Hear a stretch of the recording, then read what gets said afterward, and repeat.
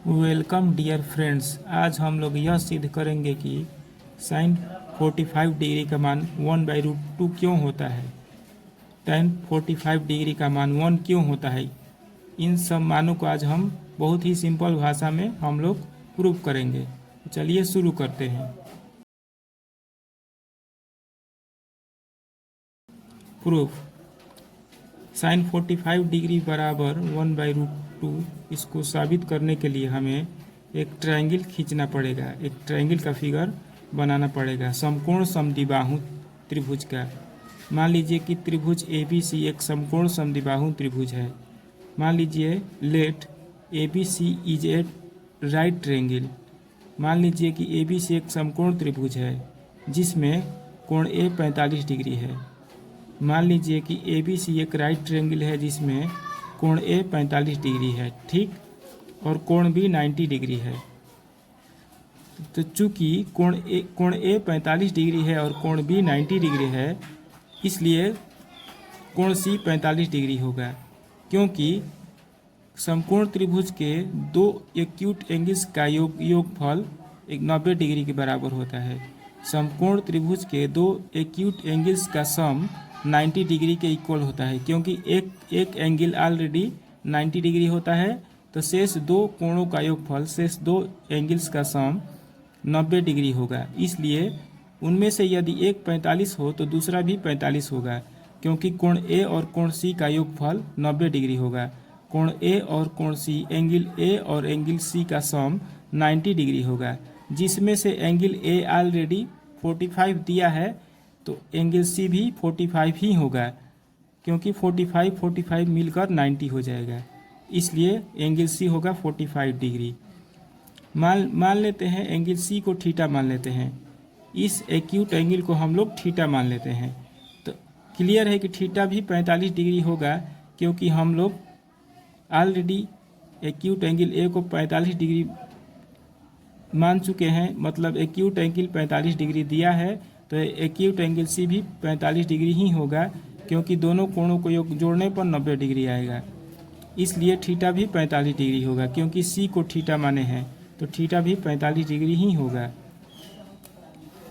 हम लोग पिछले कक्षाओं में एक नियम जानते हैं, एक लॉ जानते हैं कि यदि कोई दो भुजा बराबर हो, किसी त्रिभुज के कोई दो भुजा बराबर हो, तो उसके सामने के कोण भी बराबर होते हैं। यदि कोई त्रिभुज के कोई दो साइड्स इक्वल हो, तो उसके ऑपोजिट एंगल्स भी इक्वल होते हैं। इस नियम को हम लोग जानते हैं। तो लिखेंगे, चूँकि त्रिभुज ABC में in triangle ABC, in right triangle ABC, लिखेंगे हम लोग in right triangle ABC, since चूँकि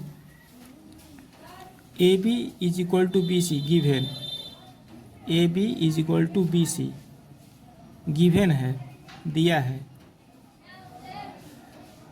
है कि AB is equal to BC, ठीक। तो इसके सामने वाले एंगल्स भी इक्वल होंगे। बराबर भुजाओं के सामने वाले कोण बराबर होते हैं। इक्वल साइड के यदि साइड्स इक्वल हो, यदि किसी ट्रायंगल के कोई दो साइड्स इक्वल हो, तो उसके ऑपोजिट एंगल्स भी इक्वल होते हैं। इसी नियम से चूँकि AB is equal to BC दिया है, तो इसके सामने के जो कोण है वो भी बराबर होंगे, मतलब कोण A इज इक्वल टू कोण C होगा। कोण A इज इक्वल टू कोण C, ठीक।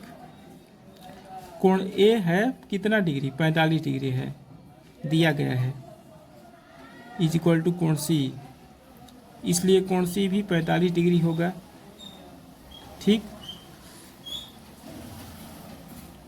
अब मान लेते हैं कि AB की लंबाई x है, x मीटर है, तो BC की लंबाई भी x मीटर होगा। मान लेते हैं AB जो साइड है उसका लंबाई x है, तो BC जो साइड है उसका लंबाई भी x होगा, क्योंकि दोनों भुजाएं बराबर हैं, ठीक। अब चलिए, अब हमें सिद्ध करना है कि साइन 45 डिग्री का मान 1/√2 होता है, क्यों।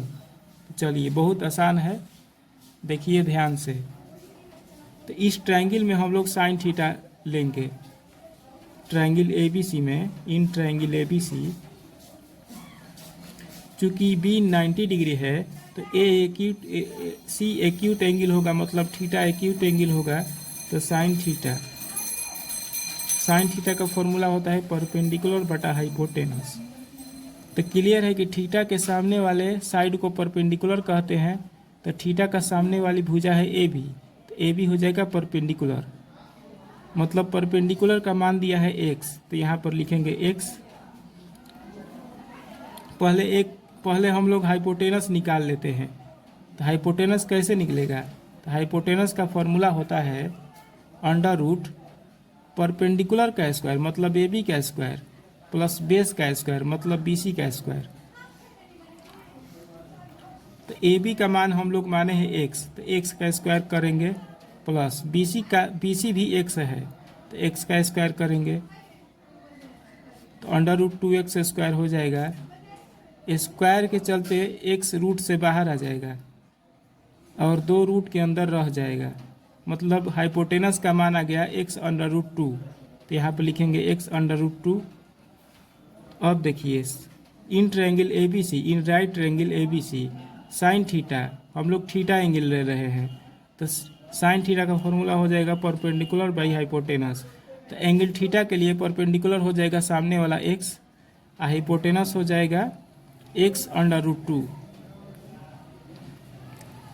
तो साइन थीटा का मान है 45 डिग्री, तो यहाँ 45 डिग्री रख देंगे, x कट जाएगा एक बार में, तो 1 बटा अंडर रूट 2, मतलब साइन 45 डिग्री का मान हम लोगों ने सिद्ध कर दिया कि 1 बटा अंडर रूट 2 होता है।